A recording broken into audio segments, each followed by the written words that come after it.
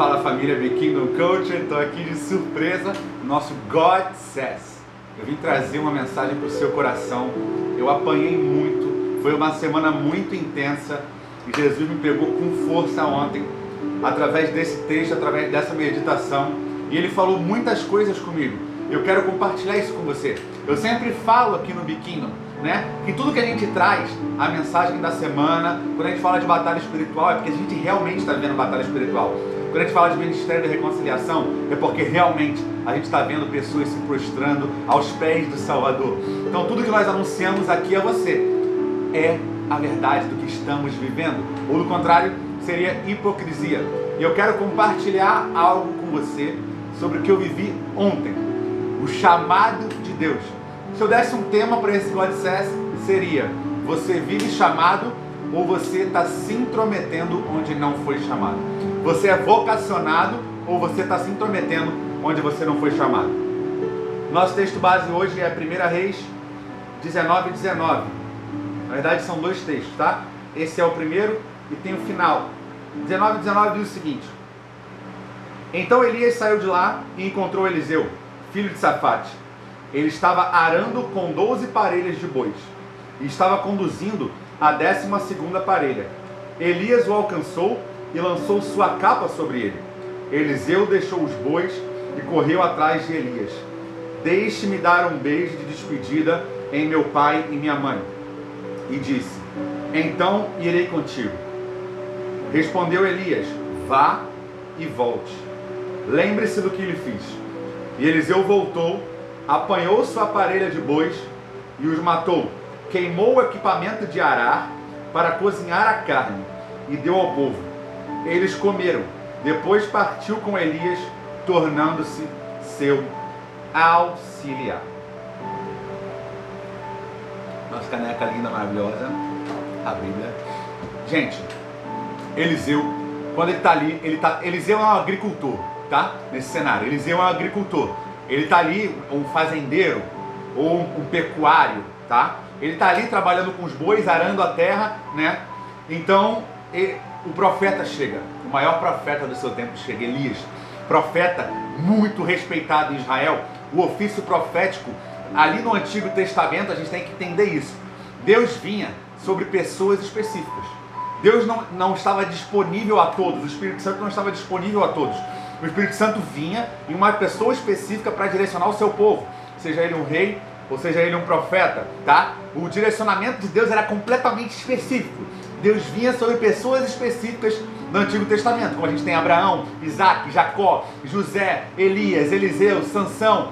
Sansão, quando ele vê sem o poder do Espírito Santo, ele está lá amarrado, ele diz: pai, enche-me do teu Espírito mais uma vez, para que o teu nome não seja envergonhado.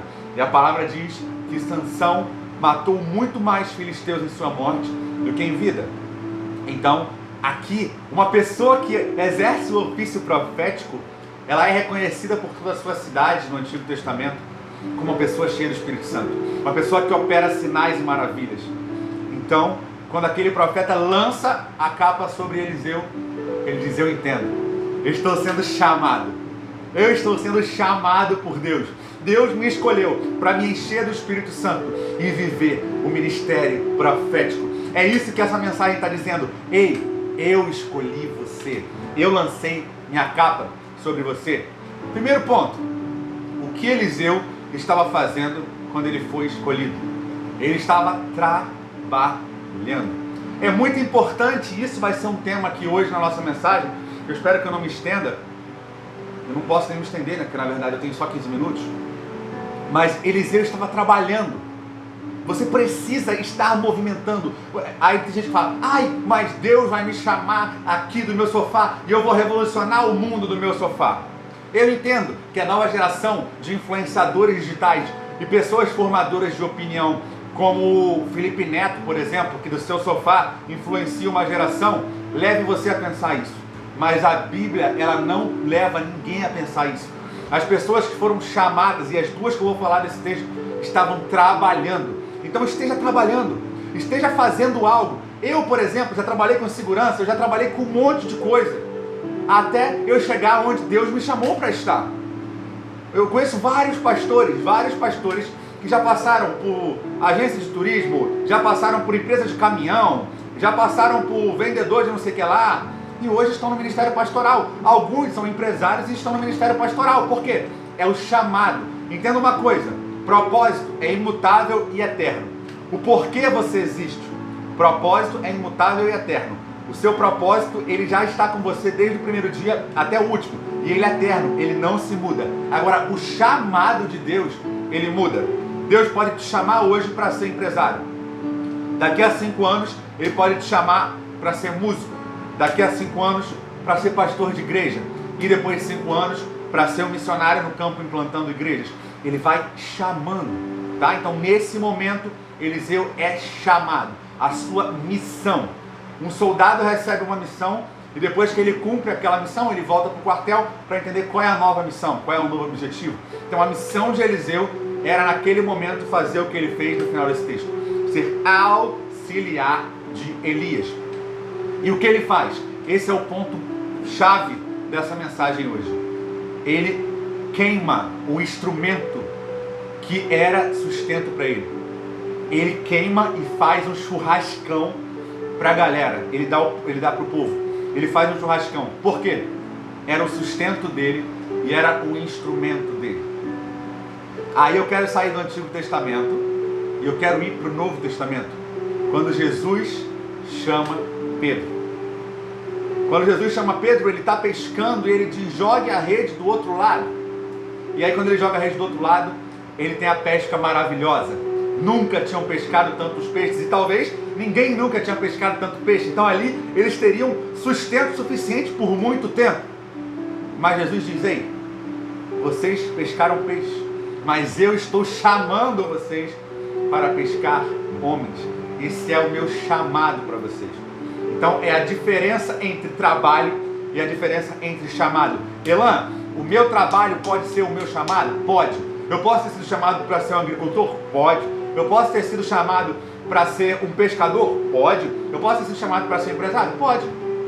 Mas quem vai dizer isso sobre você, sobre o seu momento, é Deus, é o Espírito Santo. Porque hoje ele não está mais como o Antigo Testamento.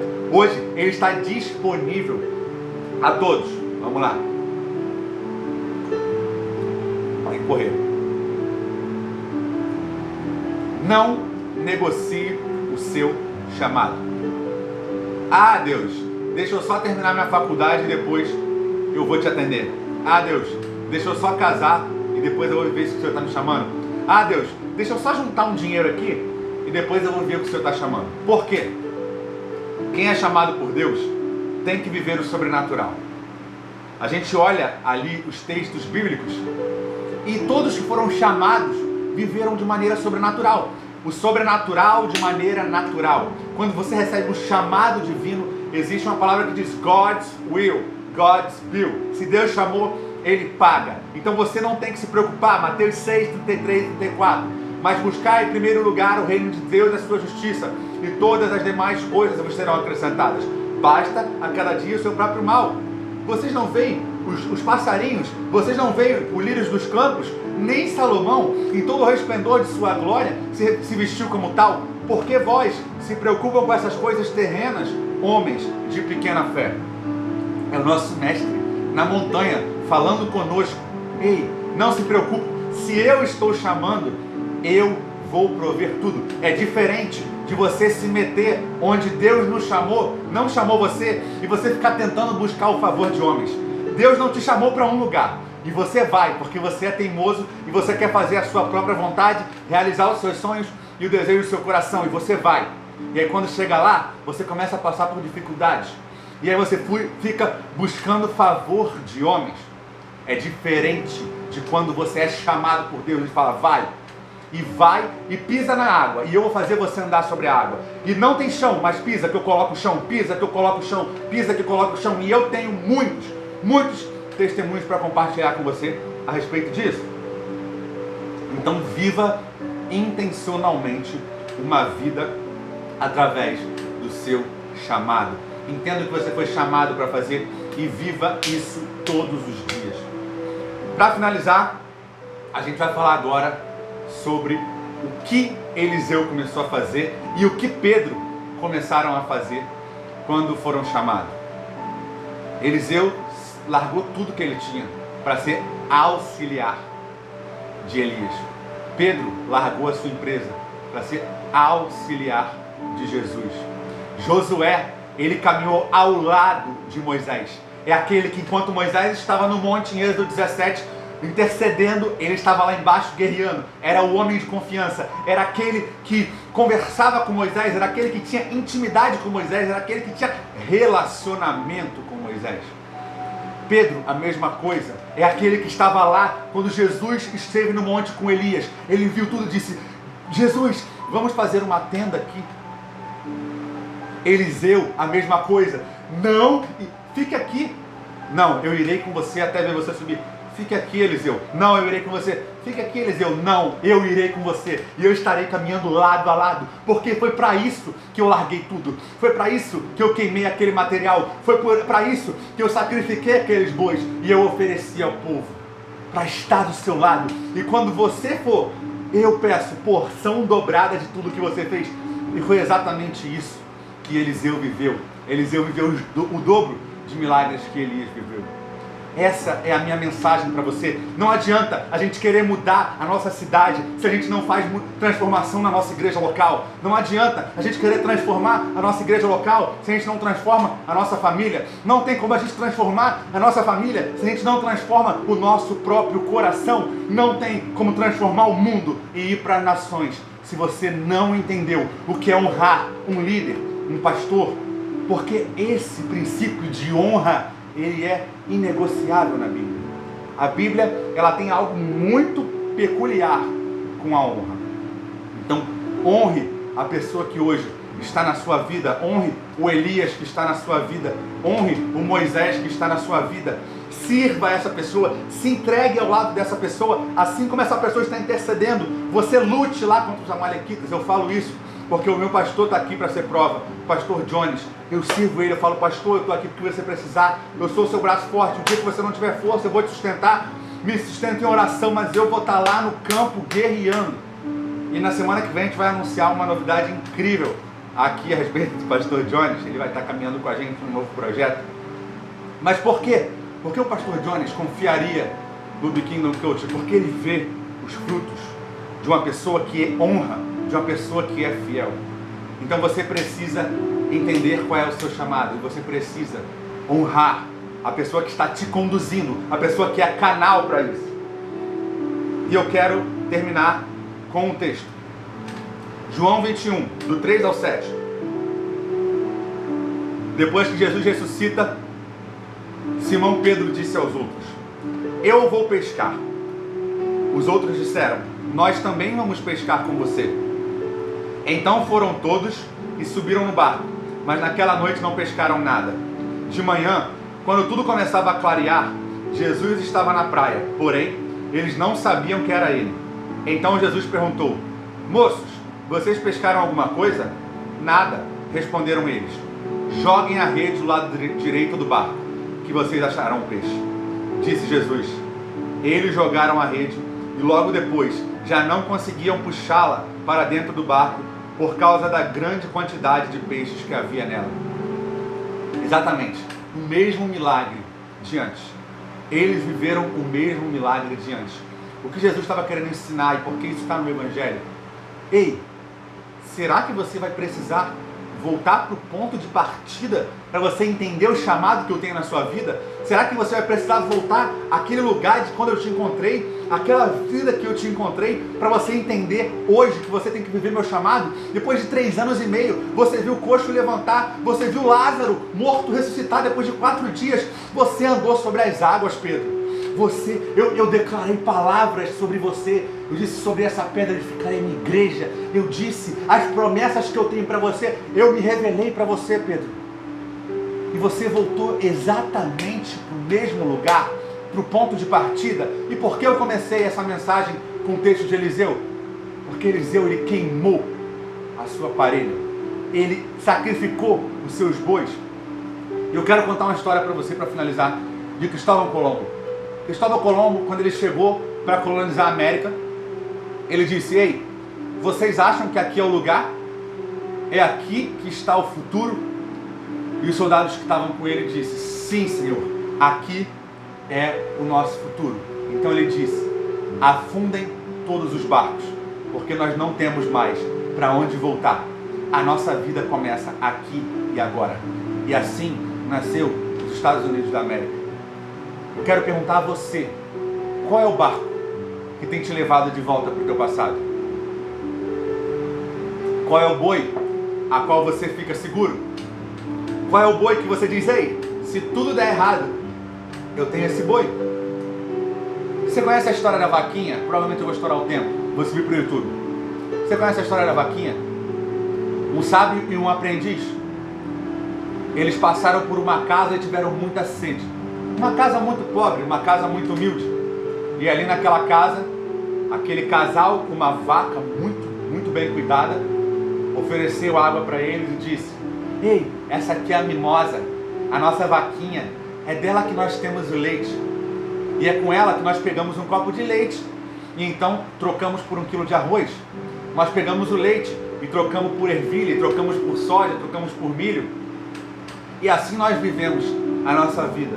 Aquele sábio olhou para aquele casal, disse: tudo bem, nós temos que seguir viagem. E de madrugada ele disse a seu discípulo: discípulo, vá, roube aquela vaquinha e traga ela para mim. E o discípulo disse: mestre, mas eles nos serviram, eles nos deram água naquele calor de meio-dia, por que você vai fazer coisa tão cruel?